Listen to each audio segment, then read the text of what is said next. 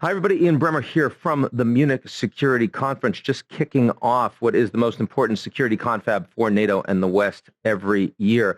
And the big news, literally moments before the initial speeches for this conference, the announcement coming from Russia that Alexei Navalny had been imprisoned for years, is now dead. Looked fine yesterday, perfect health when he was at a legal hearing.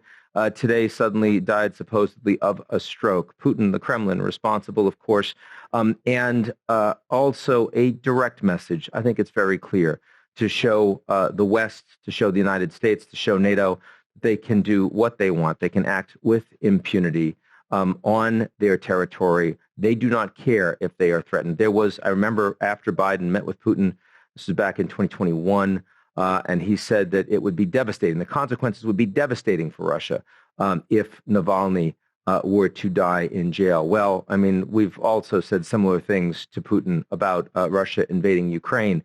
And a couple of years on, the Russian position, despite all of the economic damage they've taken, all of the military damage they've taken, is that they will continue to engage in this war. They will continue to engage in human rights abuses, and it doesn't matter how the Americans or Europeans respond. The Russians will wait them out.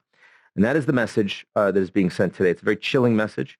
I saw Vice President Harris and a number of European leaders all take to the stage, as well as Navalny's now widowed wife, all saying that this cannot be in vain, that there must be consequences.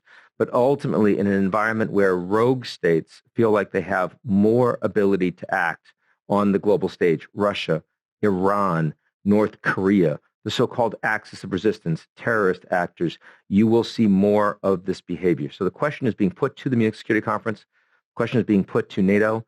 Will you continue to work collectively? Will you take a stand against this sort of behavior?